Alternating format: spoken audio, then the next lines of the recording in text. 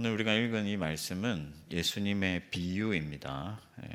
우리가 그 10절부터 읽었는데 9절에 보면 예수님께서 비유로 가르치셨다라는 말씀이 등장하고 있습니다. 예수님께서 자주 비유로 말씀하셨고 누가복음에 굉장히 비유가 많이 등장합니다. 이 비유를 사용하신 이유는 몇 가지가 있는데 우선은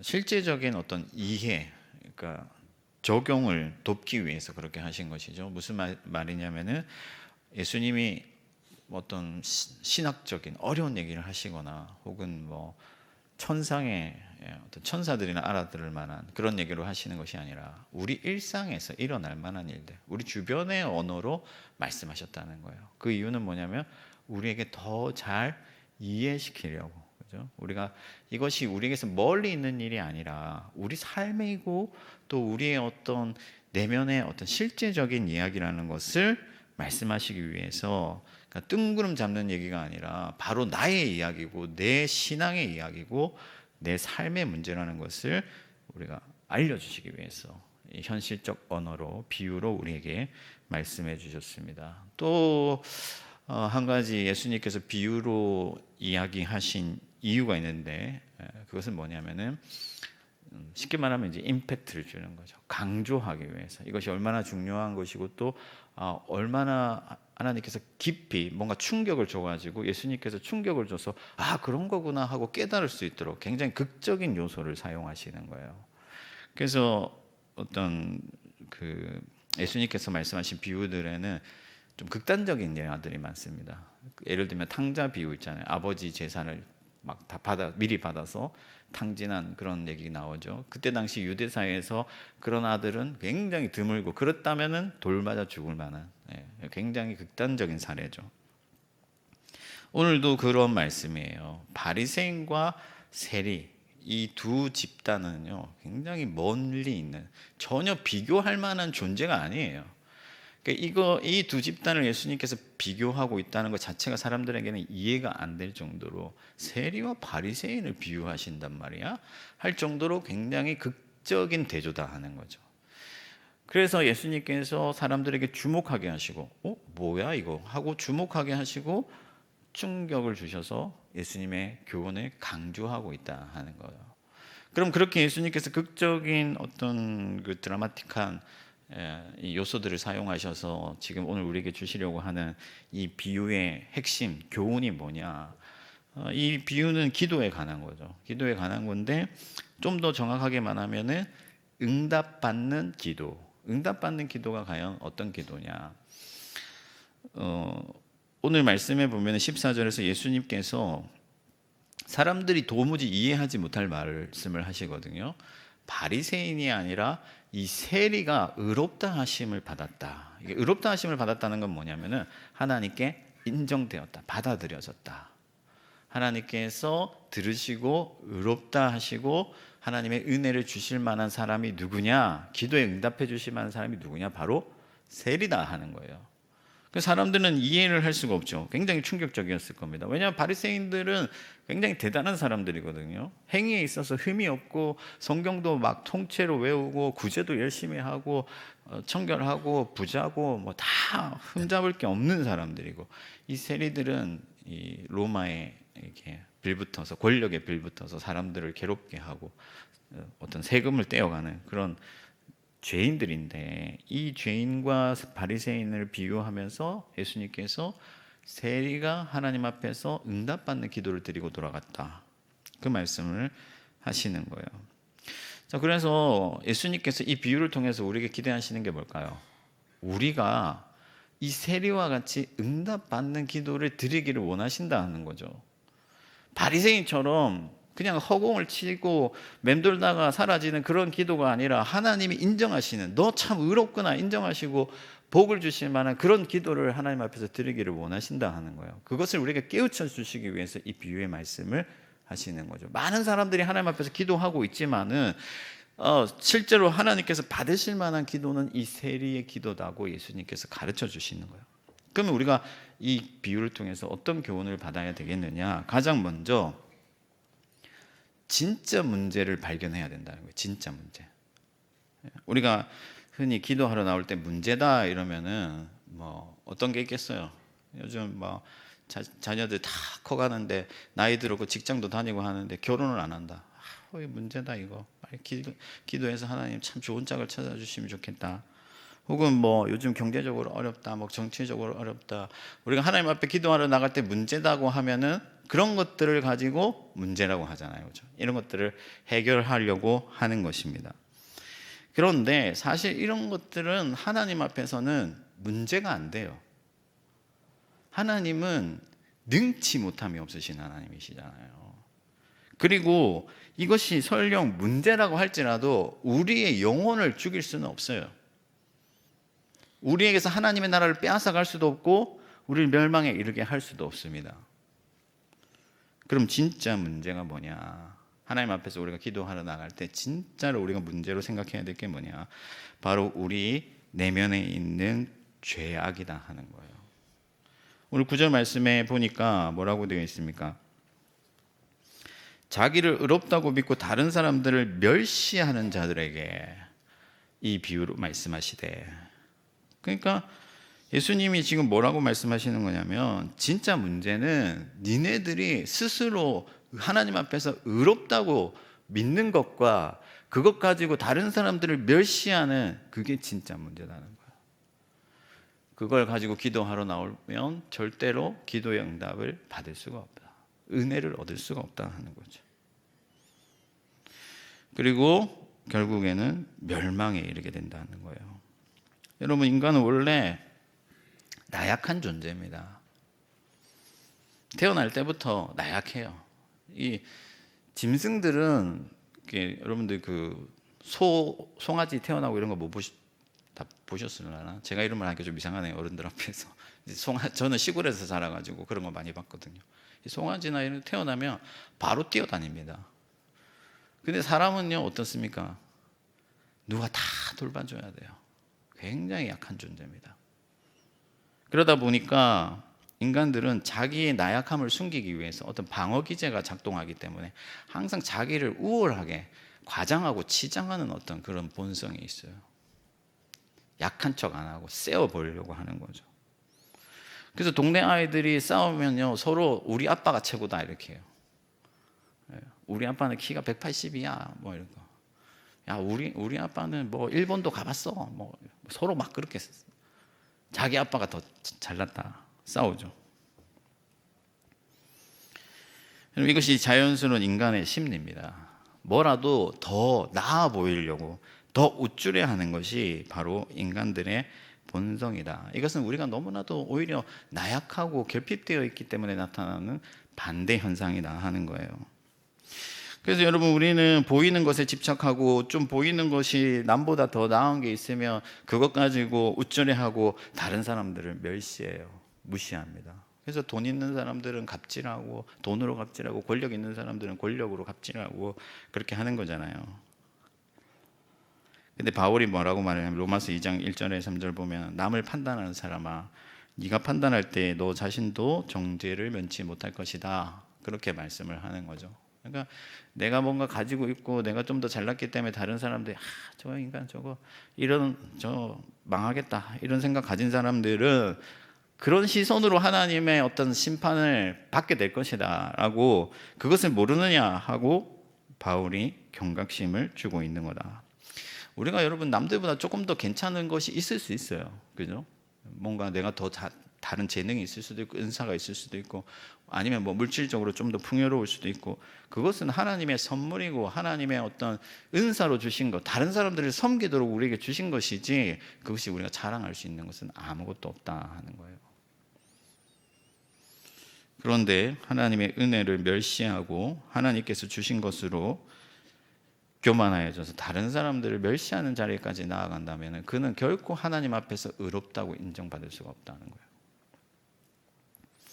그래서 여러분, 우리가 하나님은 교만한 자를 대적하시고 겸손한 자에게 은혜를 베푸신다는 것을 항상 기억하고 기도의 자리에 나아갈 때마다 철저히 나의 주변에 있는 모든 것들을 끊어내고 내가 행한 것들, 내가 가지고 있는 것들 다 끊어내고 하나님 앞에 순전한 하나의 영혼으로 하나님 앞에 설 수 있어야 된다는 거예요. 한 사람의 죄인으로, 내가 장로고 내가 서울시민교회에서 40년 섬겼고 50년 섬겼고 내가 이 교회 세울 때 어느 정도 헌신했고 이런 것들 다 그냥 끊어내고, 내가 지난주까지도 어떤 일로 섬겼고 어떻게 교회에 봉사했는지 이런 거 싹 다 끊어내고 다 끊어버리고 그냥 한 사람의 죄인으로 하나님 앞에 나가야 된다 하는 거예요. 그래야 거기에 은혜가 머물 수 있는 틈이 생기는 거예요. 내 손에 잔뜩 쥐고 들어가면요, 하나님께 받을 수 있는 게 없어요. 세리가 그렇게 했다는 거예요. 그냥 죄인입니다. 하나님 저를 불쌍히 여기십시오. 저는 죄인입니다. 세리도 여러분 뭐 가진 것 없었겠어요? 삭개오도 굉장히 부자였잖아요. 내세우려면 내세울 만한 것도 있었겠죠. 그러나 그런 것들 다 내려놓고 인간의 수준에서 어떤 것들을 하나님 앞에 들고 가서 하나님 저 이런 것도 했고 저것도 했고 나 복받을 만하지요, 이게 아니라 그냥 한 사람의 죄인으로 하나님 앞에 설 때는 항상 저는 죄인입니다. 주님 저를 불쌍히 여겨주십시오 하고 고백할 때 그때 하나님께서 그를 받아주신다는 거예요. 왜 그렇습니까? 그때 비로소 예수 그리스도의 십자가의 공로가, 은혜가 우리 가운데 임한다 하는 거예요. 예수님께서 병든 자에게 의원이 필요하다고 하셨잖아요. 한 사람의 죄인으로서, 하나의 영으로서 하나님 앞에 설 때 예수 그리스도의 은혜가 우리 가운데 임하고 그 은혜로 말미암아 우리가 하나님으로부터 은혜를 얻게 된다. 이것을 꼭 기억하시고 하나님 앞에 나아갈 때마다 순수한 영으로 나아가서 하나님의 은혜를 누리는 저와 여러분들 되기를 축복합니다. 두 번째는 뭐냐면은 기도의 자리에서 하나님께 포커스를 맞춰라 하는 거예요. 하나님께. 우리가 기도할 때 자주 행하는 실수가 뭐냐면은 나 자신에게 집중하는 거예요. 그래서 뭐 잘난 것뿐만 아니라 내가 막 이렇게 좀 부족한데, 내가 하나님 앞에 뭐 잘난 게 없는데 자꾸 나를 이렇게 주목하는 것, 그것 자체가 별로 좋은 기도의 자세는 아니다. 오늘 바리새인의 기도를 보면 11절에 보시면 기도를 시작하면서 바리새인이 서서 따로 기도하여 이르되 하나님이여 나는 하고 나는 시작하죠. 내가 어떤 사람이냐, 그러니까 나에게 집중하고 있다는 거예요. 기도의 중심이, 기도의 포커스가, 기도의 초점이 하나님이 아니라 나 자신이죠. 사실 바리새인은 괜찮은 사람이에요. 잘난 사람이에요. 종교적으로 열심을 했고 12조도 내고 여러 가지 모범될 만한 그런 경건의 모습들이 있었습니다. 그렇지만은 여러분 이 바리새인이 한 것 보세요. 뭘 했냐? 간음하지 않았고 뭐 도둑질 안 했고 금식하고 뭐 11조 드렸다. 여러분 이게 하나님 앞에서 대단히 내세울 만한 일인가? 나라를 구한 것도 아니고 뭐 건물을 뭐 수십 채 지어 올린 것도 아니고 11조 안 하고 11조 하고 뭐 금식하고 이 정도인데 그걸 가지고 가가지고 하나님 앞에서, 감히 하나님 앞에서 내가 이거 했다고 자랑할 수 있는 게 왜 그러냐? 하나님을 지금 보지도 않고 나를 집중하고 있기 때문에 내가 잘한 것만 보인다 하는 거예요. 여러분 하나님 앞에 나가서 하나님을 바라보고 하나님의 그 영광과 그의 나라와 의와 권세와 거룩하심과 절대적인 그분의 존엄을 바라볼 때 감히 우리가 무엇을 가지고 하나님 앞에 자랑할 수가 있겠느냐 하는 거죠. 그럼 우리가 왜 하나님 앞에 자꾸 내세우게 되고 자꾸 내가 하게 되느냐? 하나님을, 기도의 자리에서 하나님을 보기보다는 나에게 포커스를 맞춘단 말이에요. 내 상황, 내가 어려운 거, 내가 가진 거, 내가 잘난 거, 내가 행한 거 다 계속 나를 바라본단 말이에요. 하나님께로 나아가지도 못해요. 우리 인간들은 지독한 자기 중심성을 가지고 있기 때문에 본능적으로 그렇게 한다 하는 거예요. 여러분 사람들이 다 우주가 자기 중심적으로 돌아가는 줄 알아요. 그렇지 않습니까? 제가 어느 날 옷을 이렇게 나름 차려입고 나가려고 하는데 스타일이 별로 마음에 안 들어서 제가 우리 와이프한테 여보 좀 안 어울리지 않아? 이렇게 했는데 저희 와이프가 오빠 사람들이 생각보다 오빠한테 관심이 없어. 별로 이렇게 보는 사람 없다는 거죠. 근데 우리는 모든 걸 자기 중심적으로 생각하거든요. 아픈 것도 내 아픔이 제일 크고, 잘한 것도 내가 제일 잘했고, 이게 우리 인간의 굉장히 벗어날 수 없는, 끊어내고 싶은데 끊어낼 수 없는 족쇄 같은 어떤 그런 죄성이에요. 그러나 그런 우리지만은, 죄인이지만은 하나님 앞에 기도하러 나가는 그 순간만큼은 다 내려놓고 하나님께 포커스를 맞춰야 된다는 거예요. 하나님의 영광, 하나님의 그 사랑, 하나님의 그 넘치는 자비, 하나님의 그 경륜, 지금까지 우리를 붙들어 주신 그 하나님의 섭리, 지혜와 지식과 권능과 영광과 그분의 의로우심과 그분의 놀라운 성품과 말씀에 우리가 집중하고 하나님을 깊이 묵상하고 영으로 그분을 마주할 때 거기서 능력이 생기는 거예요. 은혜가 생기는 것이고 믿음이 나오는 것이고. 여러분, 이 세리가 하나님을 보았다는 것을 어떻게 알 수 있냐면 굉장히 역설적인데, 이 세리가 지금 땅에 엎드려 가지고 감히 하늘을 쳐다보지도 못했다고 하잖아요. 이게 역설적이게도 하나님을 보았기 때문에 가능한 일이다. 그분의 영광과 의로우심이 너무 크고 위대하기 때문에 감히 쳐다볼 수가 없어요.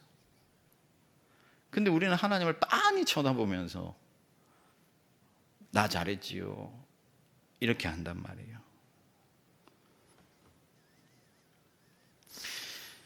여러분, 하나님의 영광을 보는 자들마다 자기를 낮출 수밖에 없어요. 그래서 이 세리가 바닥에 바짝 엎드렸잖아요. 이 바리새인은 따로 섰다. 이게 뭐냐면요, 사람들이 웅성웅성 모여 있으면 그 옆에 딱 가서 사람들이 보이게 이렇게 딱 섰다 하는 거예요. 자기를 주목하도록. 그리고 큰 소리로 나는 저 불의한 자들, 토색하는 자들, 이런 사람 같지 않고 내가 예배도 잘하고 새벽기도도 안 빠지고 11조하고 나 이런 사람이야 하면서 내세우다. 이런 사람들은요 높아지잖아요. 높아지면 절대 은혜의 그 흐름을 탈 수가 없어요. 은혜는 낮은 곳으로 흐르거든요. 사랑하는 성도 여러분, 어떤 기도의 자리에서든지 기도할 때는 하나님께 집중하시기 바라요. 하나님, 그분이 어떠하신 분인가, 하나님이 얼마나 위대한 능력으로 우리와 함께 하시는가, 하나님이 우리에게 어떤 뜻을 내비치셨는가, 하나님이 우리를 어떻게 사랑하셨는가, 그것을 생각하고 하나님 앞에 겸손히 엎드려 하나님의 은혜를 구하는 저와 여러분들 되기를 축복합니다. 마지막 세 번째는요, 최대한 불쌍한 자가 되라 하는 거예요. 불쌍한 자가 되라. 아, 누가 참 저 사람 불쌍하다, 너 뭐 괜찮은데 괜히 자존심 상하고 이럴 수 있잖아요, 그죠? 이렇게 얘기하면 너 참 불쌍하다 이러면, 제가 지나가다 장로님 한번, 장로님 참 불쌍한 사람입니다 이러면 기분 좋겠어요? 뭐야 이렇게 하겠죠. 근데 하나님 앞에서는요 불쌍한 게 좋은 거다 하는 거예요. 여러분, 우리가 하나님 앞에 포커스를 맞추면요 우리 자신의 실상이 그대로 드러나거든요. 우리는 그냥 죄인이에요. 가망 없는 죄인.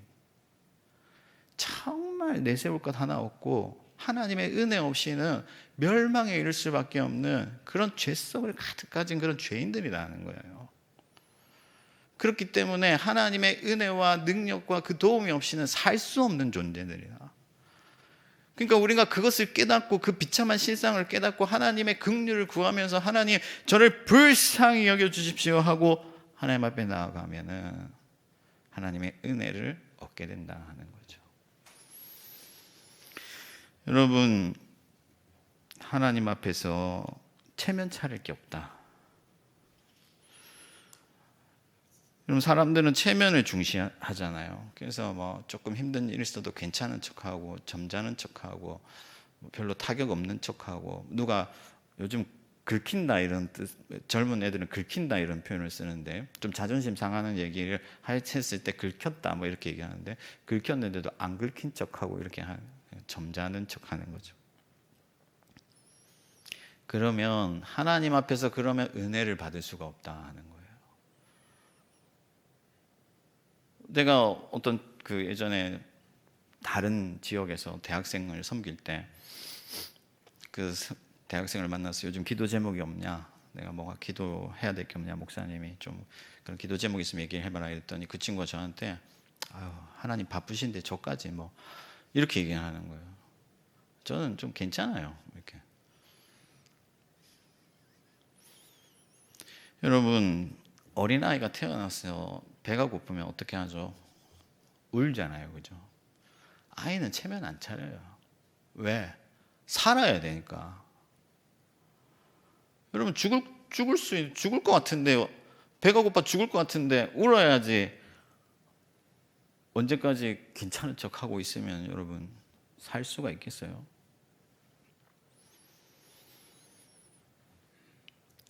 여러분, 겉으로 멀쩡해 보여도 우리 중에 메마르지 않은 사람이 없고 공고하지 않은 자가 없고 정말 영혼에 어떤 상처 없는 사람 없고 다 갈급하고 은혜가 필요하잖아요.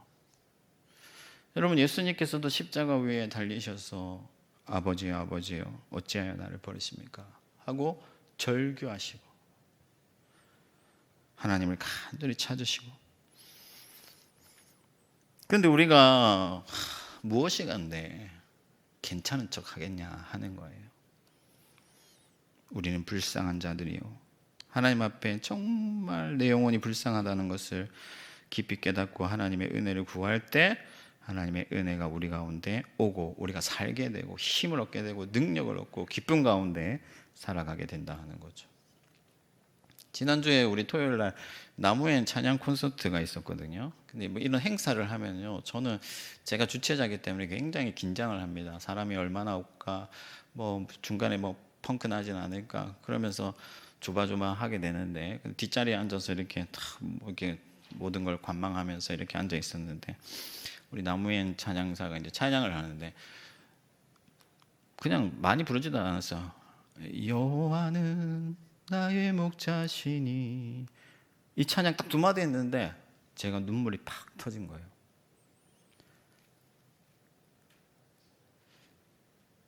그렇구나, 나도 모르게 내가 참 갈급했구나, 여호와가 나의 목자다 하는 그 두 마디에 눈물이 터질 정도로 내 영혼이 갈급했구나, 그런 생각이 탁 들면서 참 하나님의 은혜를 구해야겠다.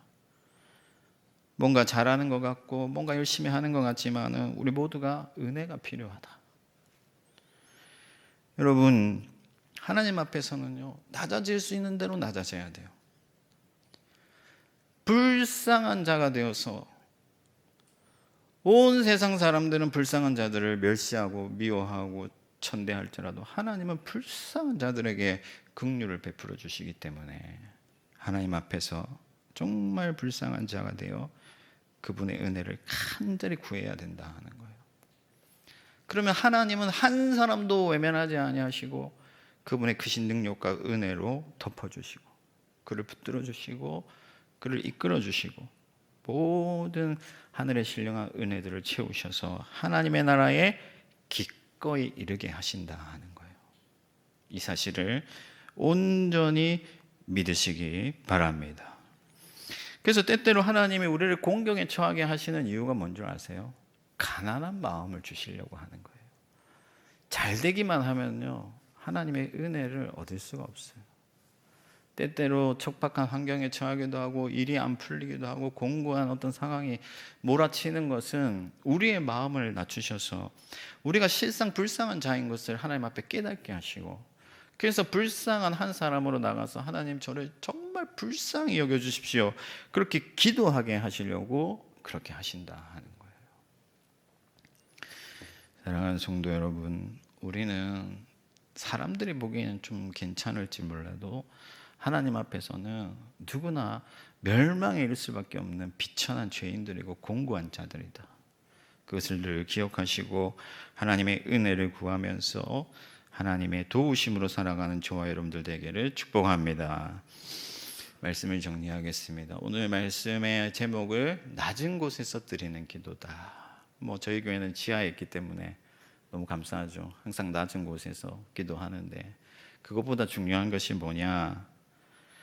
일단 기도의 자리에서 내 것을 다 끊어내야 된다 하는 거예요.